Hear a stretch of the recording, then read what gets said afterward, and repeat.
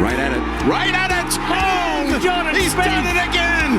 Just as he did at the John Deere for his first win.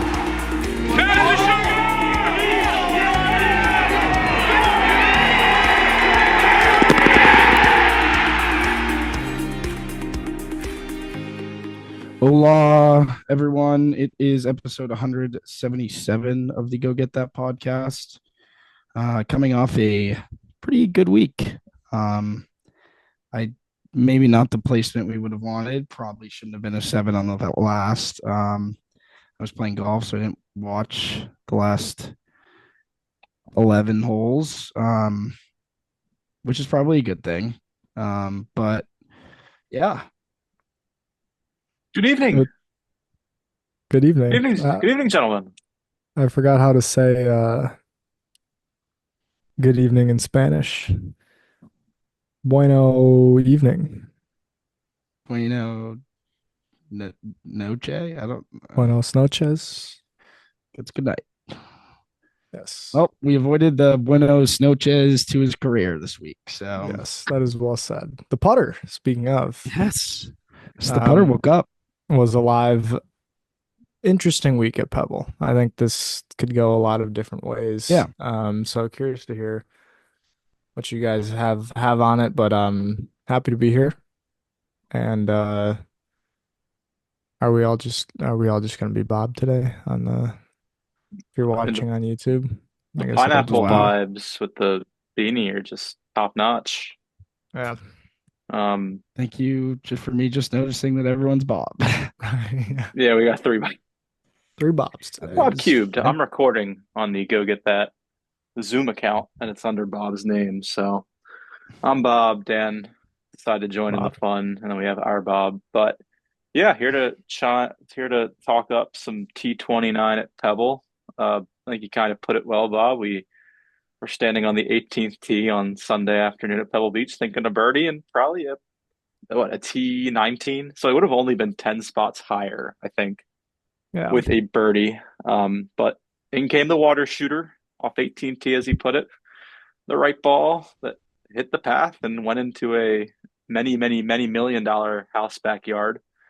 So that sucked. I called it a demoralizing week in my post-round recap.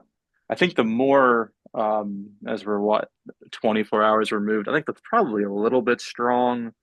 I think Bob was pretty optimistic in his Twitter thrilled account. Yeah, I mean, between demoralizing and being thrilled, the correct answer is probably somewhere in the middle of that. But yeah, it could have went worse, as you said, Bob. Easily could have went worse.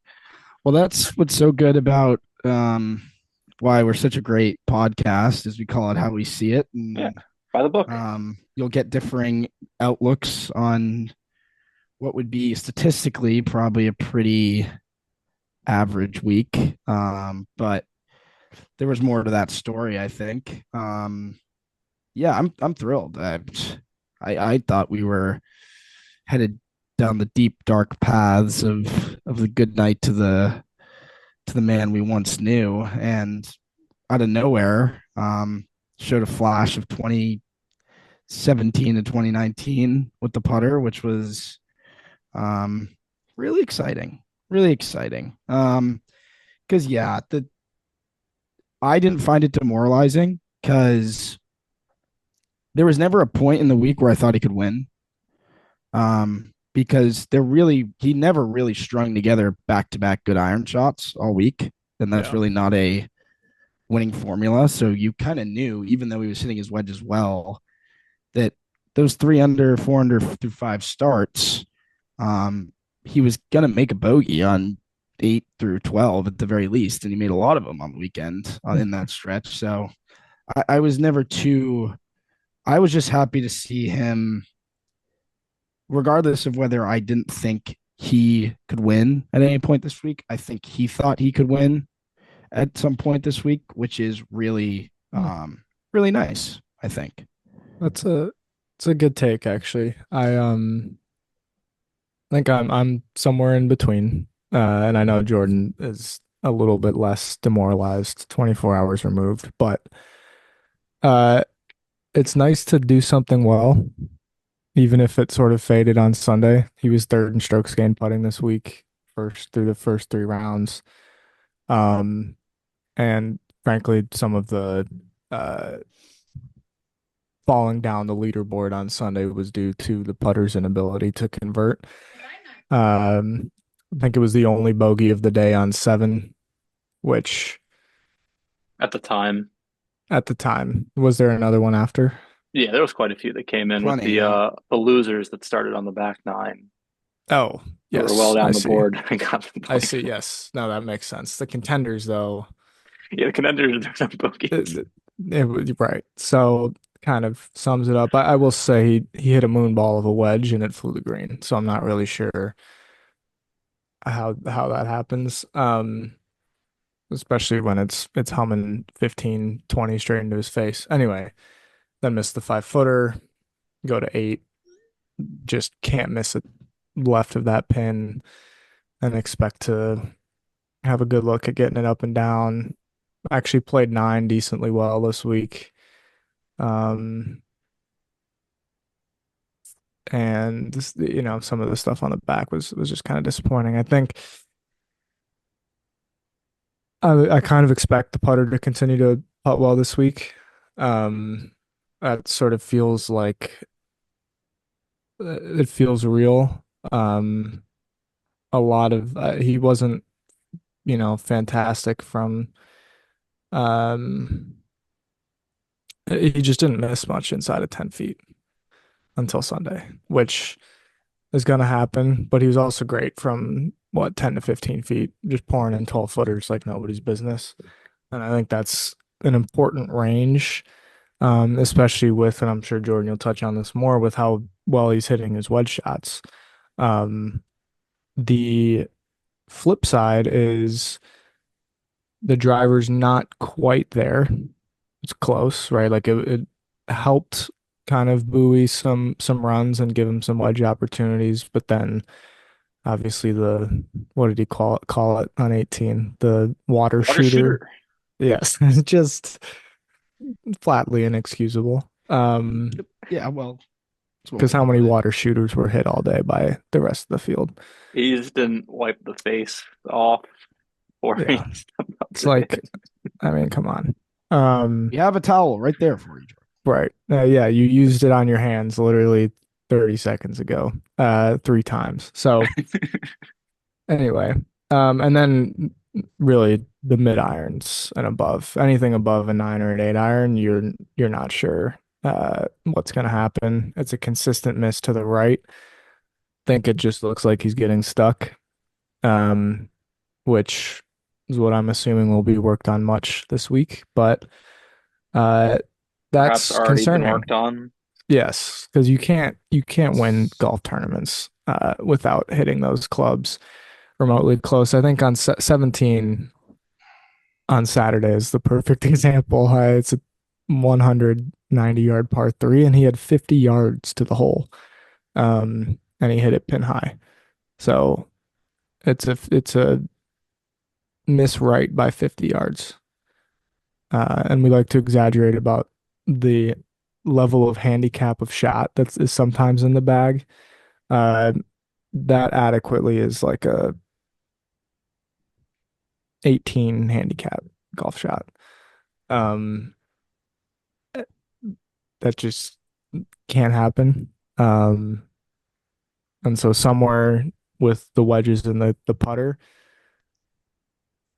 somewhere in between that and how bad the long irons are is where the game's at. And another week to kind of figure that out at the Genesis. But I don't think um Yeah, it's nice to see that he was working all day today. Because Genesis. after a week like that, you would have expected him probably to take a well-deserved few days off, maybe, or day with the kids. So Especially when it's a flood watch yes, in Los exactly. Angeles. Yes, he usually doesn't risk too much when it comes to the conditions of practicing. So it was nice to see him out there, but I think he's we heard him say something about how he told himself he wasn't swinging it well when he was. Well, he's not swinging it well. So I don't really know what's going on there. So we're either He thinks telling ourselves, we're either lying to ourselves, or or the mindset's really poor. So not great. But Yeah. Well, Jordan, how do you feel after sitting on it a little bit, Yeah. sleeping So on it? what? He was Phoenix where he told himself he wasn't hitting it well. Yeah, Friday.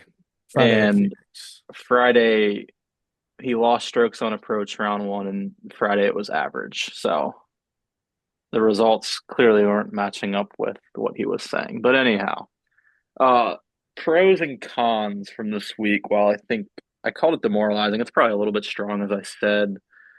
We love giving back to the Jordan Spieth Family Foundation. Um, he made Oh, you 21 did. birdies and an eagle for a $62 contribution on behalf of us three, and it was a T29 finish. Got to get a little bit more out of the rounds, or at least the tournament, please. There's a lot of firepower again, and Pebble is, I mean, pretty easy. I mean, the wind, I guess, came in yesterday afternoon, but it wasn't that bad. I think he got 17 at kind of a rough time. I mean, it was yeah, gusting it's hard, but he he made some of those holes look a little bit harder than they actually were. well, he usually does make the golf course look fairly difficult. I think that it's demoralizing from a standpoint that he lost by what, 7 shots, and you can easily think of 7 shots in your head. Yeah. You probably can think of 15 where he could have found a way to make a par here or not be a complete dumbass on the 18th tee. So it's demoralizing from that sense, but it's also, I mean, what more can you ask for than being closer to a win than he was a week before, right? I think that this is a big week for the mentals. When was the last time Spieth was making putts like that in contention? Not can't remember. So, um, He did All said. jump into the top five Saturday and Sunday. And then yeah. promptly tumbled both Well, days. yeah, he did tumble, but he tumbled on Saturday and then bounced back on Sunday to get himself back into it. So, and then he tumbled again. But yeah, it was a lot of tumbling this week. There's But only you can't tumble if you don't climb a little bit though first. exactly. And I think if we were at rock bottom last week, we're not anymore. So Yeah, He success. climbed. He was 5 under through 7 on Saturday, shot 3 under, and 4 under through 6 on Sunday and shot even. So that's 6 shots right there.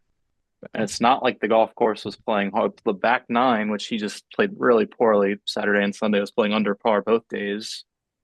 And if he just shoots even from the 5 under through 7 and 4 under through 6, he is what, 19 under for a Yeah, T7, T6, which would have T7. been some nice points. And like, it's not that big of an ask, but I mean, so just going back to what I was saying, where the negative, there was a lot of firepower for a T29. I tend to think the good things that he's shown in these 10 rounds are here to stay.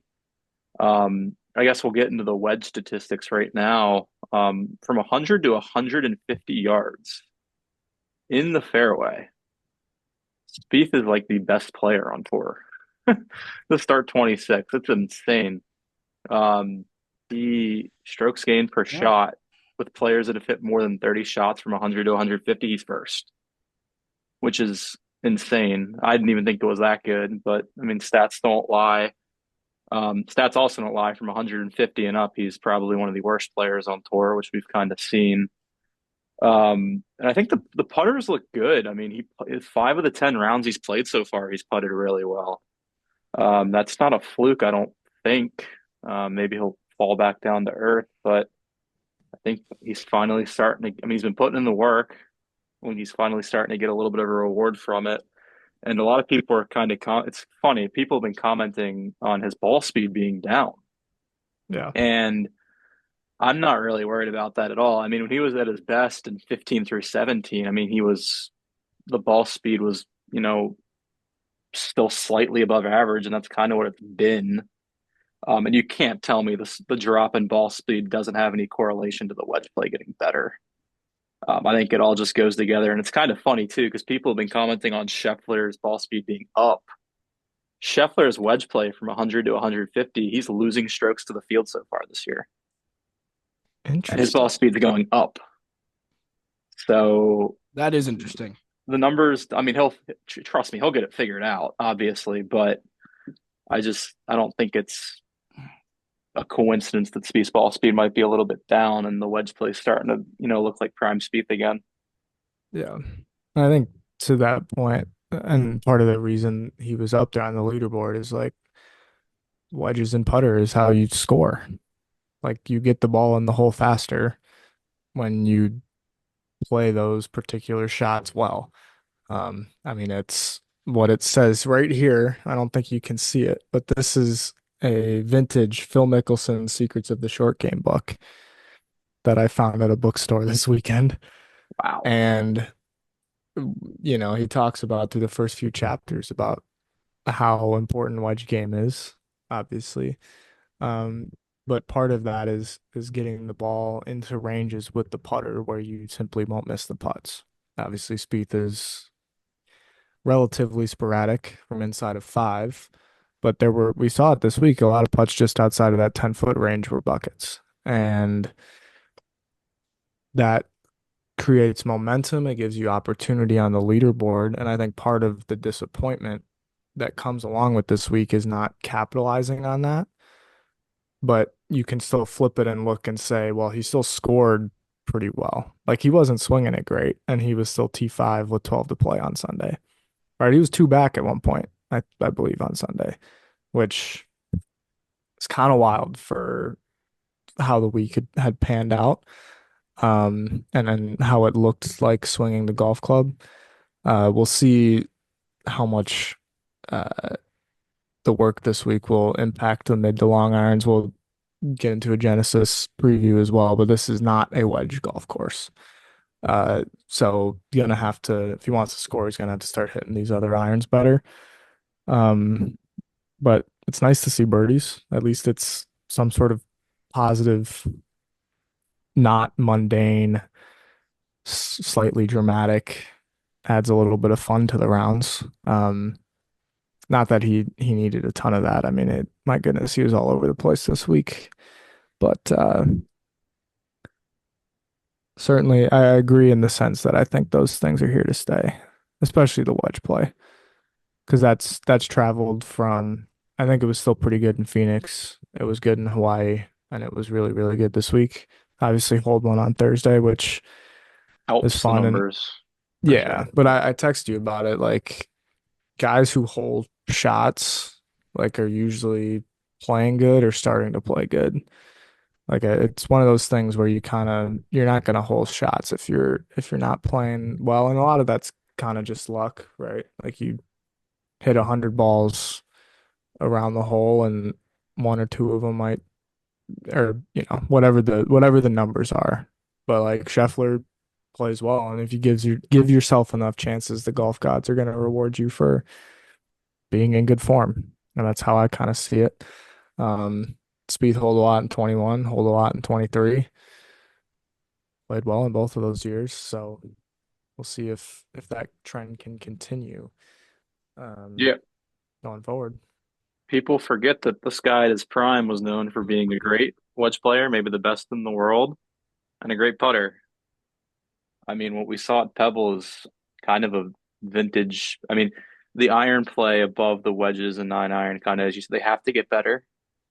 But I think I forgot who said it in our group chat today. If they can just be average and he can be a great wedge player, it'll be a fun year. I mean, it's just he's starting to become kind of, as we've like to said, a course fit. I mean, when you can putt well and wedge it well, I mean, there's courses where that will play. But yeah, we can't have, 190 yard shots, 50 yards offline. But I think it'll get tightened up. I'm excited for this week. I think, not to get into the preview, but he certainly is probably not too pleased with either two of those performances. I mean, he probably felt, pretty pissed doubling the last at Pebble and obviously a miscut at Phoenix, and this will be the last week coming up of a 3-week stretch. And as we kind of learned, he was out there on the range in the rain today at Riviera getting ready, and I think that's just solely because this is the end of a 3-week stretch and wants to put a good finish on the board. So yeah, Yeah, I mean, this week could go pretty poorly. I can see. I don't think that would change my outlook overall. I don't think his swing is going to be fixed in 1 week. So yeah, this golf course exposes you coming up. But he also handled the weather conditions pretty well in Pebble, and wind exposes you too. And I don't feel like it was too alarming. I just think the swing wasn't great. So we'll talk about it on the preview, but I think that last week was a much bigger week than this is, and I think that that's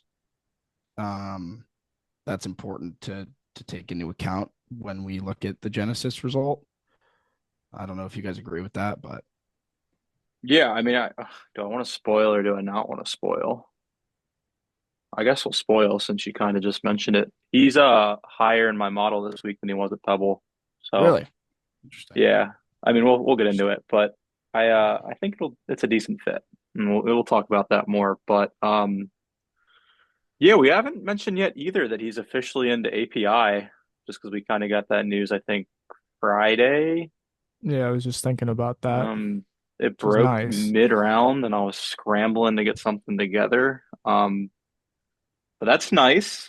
I think we're all three thrilled to be back at Bay Hill. Kind of missed that last year thanks to just not writing a good enough letter to Mr. Saunders. But that's a place Jordan's kind of, I don't want to say dominated, but I mean, he's been in contention 2 of the 3 times he's played there. He's putted great or good all 3 times. So that's certainly exciting that we get the opportunity to, I guess, cover that event again this year.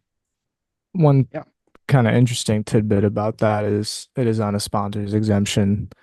He For now. does have 1 more week to if he qualified without it, I think he could undo the sponsor, right? Like I think Yeah. they could give it to somebody else. I don't know what he To would need. Campos. Um uh the interesting thing about it is I think the cog with his game would actually be a pretty good course fit as well. Yeah, But I wish he was playing the cog. there last year and there's a lot of wedges around that place. Especially if you're hitting driver well. So I think that would have been interesting. And I'm now just kind of thinking ahead, like the West Coast swing gets started and you're kind of working your way into the season. And I don't disagree with your point that Pebble's probably more important than Riv, but I also think that I just think for his season overall, not yeah. necessarily the tournament. No, I see what you're saying. And I agree. But like this is a big week because we're 2 events away from the players. Theme song season coming up then. Like the season gets moving, and then once you're at the players, it's 2 or 3 events, and then it's the Masters. Yeah. So are we like it's like Riv, API, players, Valspar, Valero? Yeah. We're You're 5 events from 3/8 of the Augusta. way. Yeah, you're 3/8 of the way. You'll be halfway there after this week. And that obviously the goal is to win the Masters. The goal is to peak at the Masters. Like we got some work to do. And I Big think time. this is it's fair to say that Pebble was in for his season a bigger week, but this is a pretty important week as well to get some points on the board, keep building some confidence. It'd be nice to see a second week in a row of good putting, some good wedge play, and start to feel like you could see him contending and winning golf tournaments. It just feels like we're again, maybe a little too far away from that as the biggest events of the year start to roll around pretty quickly here.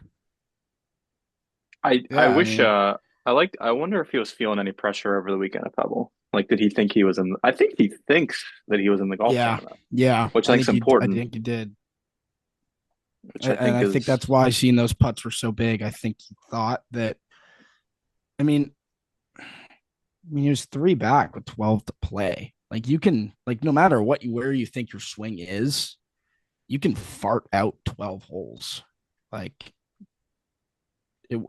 so even if he wasn't confident with his swing, he knew that if he just made a shit ton of putts for 12 holes, he'd have a chance. And I think seeing those go in for a bit was, I think it's huge. I think Spieth is sort of worrying so much about the golf swing right now that he doesn't really like his mindset isn't let's win tournaments like when he's practicing, right? So to have that feeling again of okay, the goal now is not to put a good swing on the ball, the goal is to win the tournament. I think that's something that he hasn't had in a while. So Yeah. yeah, I think it's great.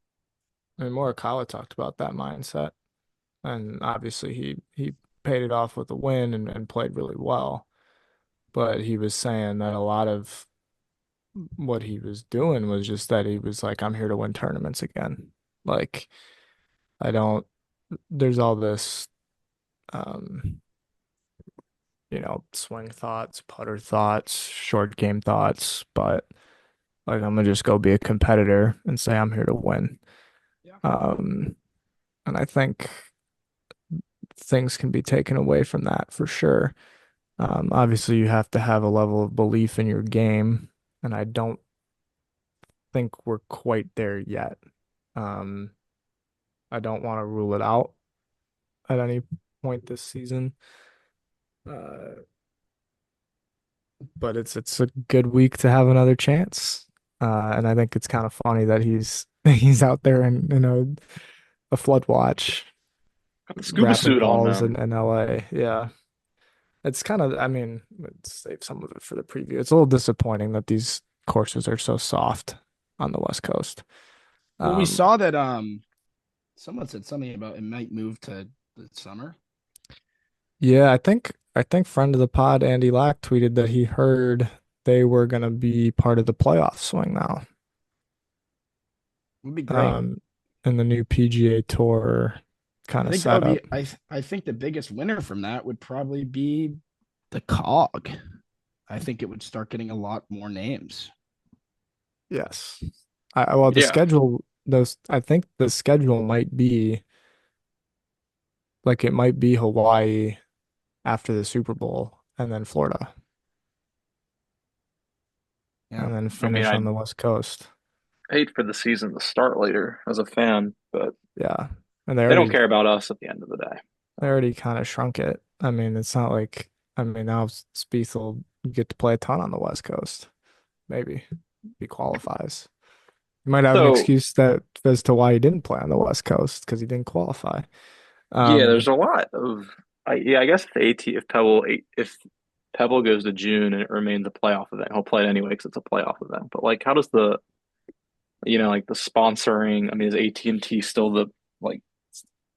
I mean, that's got to be because it'd be are more they, money, wouldn't are they it? Or I getting rid mean, of the FedEx St. Jude? yeah, like FedEx sponsors the FedEx Cup. Like they're not going to be pissed if they lose their event, I would think, at their golf course in good old Memphis. But I it's think certainly interesting. I mean I don't know what the temp what's the weather down in Memphis right now. I'd But assume Southwind, pretty cool. yeah, maybe not built for a golf tournament right now. But they like having that. I mean, they pay so much money. I think they'd be pretty pissed if their event got less I think Southwind publicity. in the spring would be.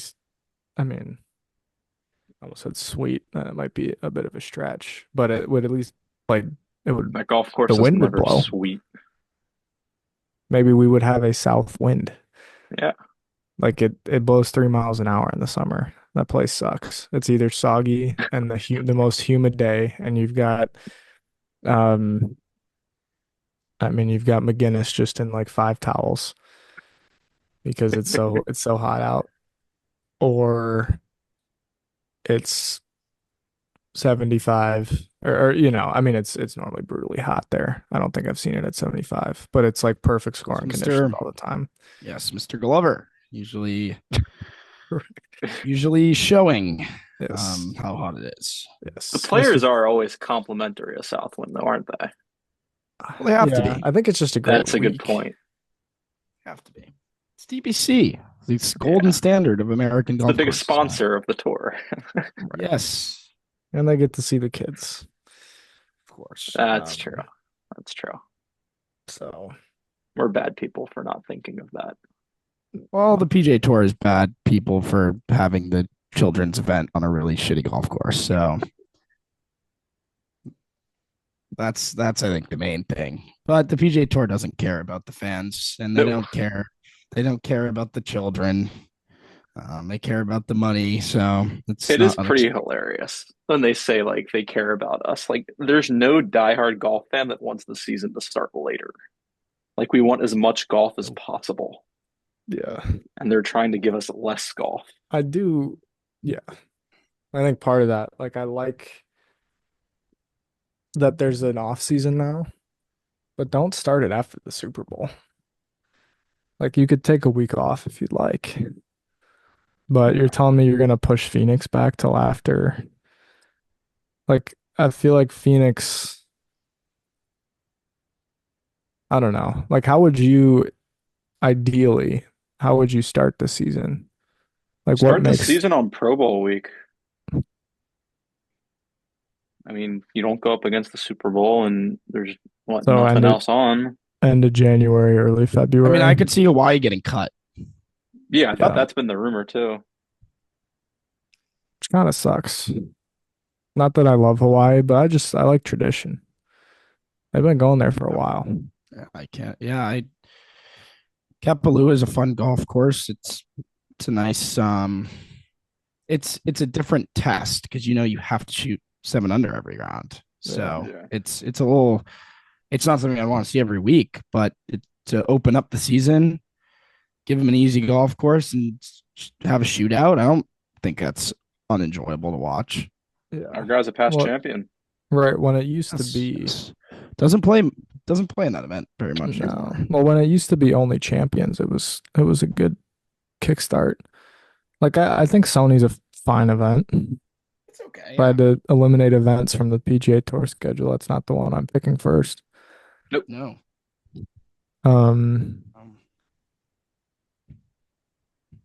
Yeah, and honestly, I guess I had one more thought on Pebble. Like these small field signature events, they kind of blow. Like I've always thought that. I want to cut. If you want to make it 120, that's fine. But or maybe 100 because you've got a pro-am. Well, yeah, but at least you should not have a field that's under triple digits, and it's not a playoff event. Well, Dan, that would piss off the players. Of course they wouldn't do that. Well, the players can. They don't care about us. I don't care about them. Correct. We were talking about this, Dan. I appreciate having a true early late wave as well. Yeah, I agree. Proper. Yeah, it's proper. Like you wanna play 4 rounds, earn it. You're saying that the fans want to come see you. Well, yeah, you gotta play well. I mean, making cuts means something to these guys, man. Yeah, and I just think probably not. Morikawa played some pretty good stuff, and I mean, who knows how Scheffler would grade his week, and he lost by 2 with 3 bogeys on Sunday, which that was a stupidly good round, by the way. I don't know. I can't think of a name of somebody that could have won this week that wasn't in the field, but like maybe Joel Damon has the week of his life. and he gets a T5 in a signature event, and he gets some extra Yeah. FedEx Cup points. Like that's the difference between for some guys keeping their card and not. And then you get Spieth getting all these sponsors exemptions. Although on the list of exemptions, like I don't think he's the guy that you should complain about when Chris Kirk and Billy Ho are getting exemptions into the API as well. They're farther down the list of earning things. Regardless, we don't have to go too far down that rabbit hole. And it is Well, also hilarious that Spieth could have played one fall event and he would have been into all of them and it wouldn't have mattered. Um, but nonetheless, here we are. well, you mentioned guys that got shorted and like who could have a career week. So I'm looking at the Pebble field, and the top 5 guys on the alternate list are Alex Smalley, Vince Whaley, Eric Cole, Zayden Hout, and Davis Riley. Like those are So names those that are should be playing. yeah. I mean, Davis Riley is a more recent winner than our guy, right? Most are. Correct. I think Yeah, he won the Schwab in he 24. won the Chuck, the shop. Chuck, who was in the field this week at Pebble. I Yes. believe they mentioned it'll be his last Pro-Am. Yes. Aged out. Aged out. Aged Pretty emotional out. stuff. They had Tigers walk on the Swilken Bridge at St. Andrews and Chuck Schwab coming up 18 at Pebble. Yes. 2 of the most emotional walks in golf history. Of course.